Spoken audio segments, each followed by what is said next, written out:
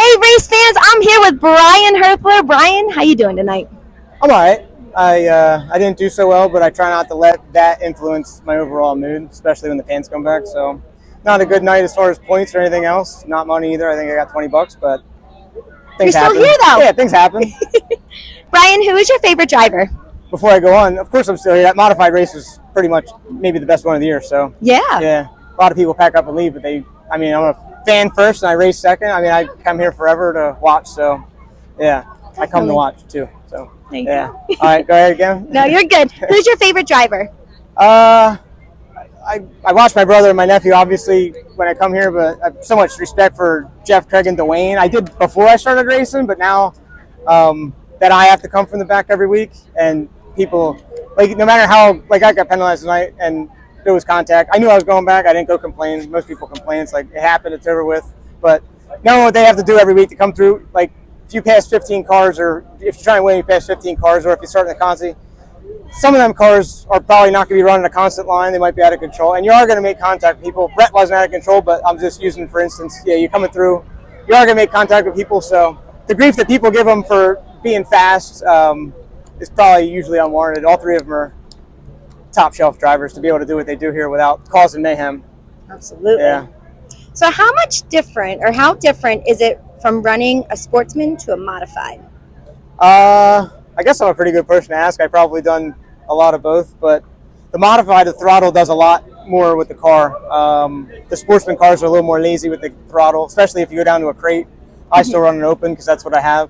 But the modifieds there's a lot more throttle control. Whereas one of these, you can kind of get it in and get it going, and you don't have to do too much throttle control. The modified, you can.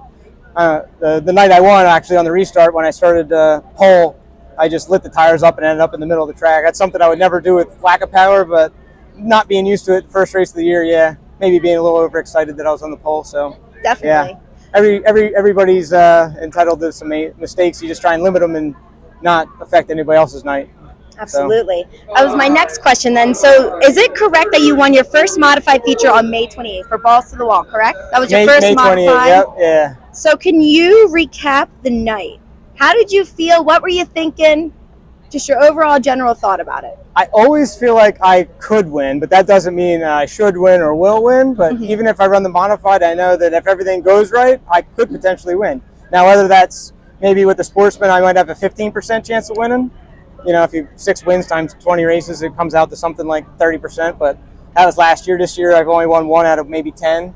Modified, I've never won. So I know, but if certain things go a certain way, you have 0.01% chance of winning, because 5 guys probably have 95% chance, and then everybody else has divvying up the other 5%. So as the night went on, the car was really good. My brother wasn't racing, so he was helping a little bit. It was the first night out with a fresh motor. Car felt good in the heat. Dwayne Howard got me. We made some adjustments. Was tight early, and I just so happened to luck. I was good. Car was good, but I lucked into a lot of it. So it was me being good at the right time and the car being good, because I dropped to 5th, but passed Manmore back with 3 to go in the first segment. That got me in 4th. I inverted back to the pole, lit the tires up on the start, ended up falling to 4th. Strunk passed me, put me into 5th. He ended up getting messed up on the last lap, and I just snuck by him at the line for 4th to put me back on the pole. Otherwise, I would have started 5th, and I don't care how good my night's going, I'm not passing the 4 of the best to get back to the lead. So, and then by then, the track was a little bit more single file, and I just had to hit my marks. I missed them a couple times, but not too bad. And my buddy Mikey Gouler ran me clean, and I felt like I ran him clean. So he respected me, I respected him, and we walked away with a win. So I was happy and more than thrilled. I love it. Yeah. Besides racing, what are some of your hobbies that you enjoy? I used to actually golf every Saturday morning, but about 3 years in, I stopped doing that because it's just too much. I used to wake up at 5 o'clock Saturday morning and golf, and we walk, so it's 5 or 6 hours of being on the course in the hot. So stopped doing that, but I'd like to actually start. When they said they were going to close, I was probably going to go back to golfing and hitting the links and getting the golf game back good, because just when I stopped, I just started shooting good. I shot a 78 the last year that I golfed, so that's generally pretty good. It's 6 over, so yeah. Yep.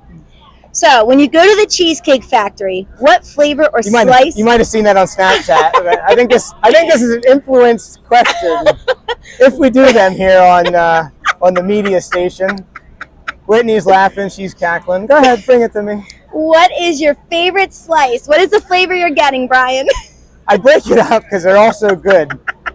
And I actually want to diet, so when I go there, it looks like I'm eating a lot. I just get a salad for dinner, and then because I'm eating a cheesecake, so I try and balance it. I balance it a little bit because I'm a little bit health conscious, and the salted caramel is the best, but that one's pretty sweet. So sometimes I go with the lemon raspberry cream, which is delicious, but lately I've been going lemon meringue, which is good, and the Cinnabon, which is also delicious. Which I actually think my phone listened to me because me and some friends were actually there talking about it, that they should have a Cinnabon one. They should team up with Cinnabon and have one on here. And then the next time we went, it was literally on the menu. Basically exactly what we described. I'm like, something's going on here. It seems a little funny. Yeah. What is something on your bucket list you like to achieve, whether it's racing or personal? I would have said a modified win, but now I got it. So I would say a modified win, not starting on the pole, which I didn't technically start on the pole. I technically started fourth, but I won that last segment from the pole. So, yeah. The funny thing is, it was always one of my goals to win my first modified feature by passing Jeff Kreger Dwayne.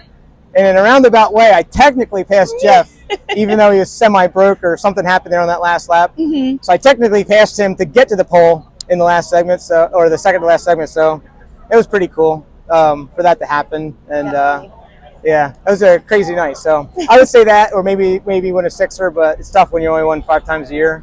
And the budget right now, it actually broke tonight. That car's been together since 2015 in the steering box. My brother's going to run it tonight because his new car's going together, but sheared the steering box off right when they started. So I was happy that it happened for him and not me, because I probably would have blasted the wall pretty hard. So, yeah. Yep. Are there any special shout-outs or people you'd like to thank? Definitely my brother, because without him, mechanical stuff, like we rebuilt this whole thing this week because the rain outs, there's stuff that hasn't been done on it for a couple years, so U-joints and stuff like that, so we got into that pretty good. And without him, I wouldn't be able to race to the caliber that I do. My parents, they give us the race shop, and somebody came up to me the other week and said, you don't need when I won the modified, I said, you don't need a $60,000 hauler to win one of these things. I said, yeah. I said, that was $90,000, so yeah, it's just because it's a single flatbed, it doesn't mean it's cheap, so. Yeah, the parents let me use that in the shop space, and all the sponsors, Pioneer Pole Buildings, Whitetail Disposal, Alpine Truck Repair, Action Track USA. Doug Rose has been helping me since I started. Ammo Auto Body, which is the Creations, they came on board and helped me this year. Randall Reed at Reed Sod Farms, pretty much everybody that's on there. Jones Racing Products, Arts Radiator, Bicknell Racing Products. Yeah, so many good people. Greenaway Pen, and yeah, pretty much everybody. This year we teamed up at Pure Grip Race Shocks. They helped us tremendously. Get going, so yeah, nobody else uses them here, so a lot of people use the same people, but you can't really get an advantage if you're racing against everybody that's using the same stuff. So I was lucky, they contacted me about doing some logo work for them, and wow. Yeah, I did that, and then we ended up teaming up, and they're doing it's helping me a little bit, so yeah, not too bad. Definitely. Well, Brian, it was so awesome to chat with you. I hope you have a great rest of your night and a great rest of your 2023 season. I appreciate it. I hope you guys have a good season too. Thank you.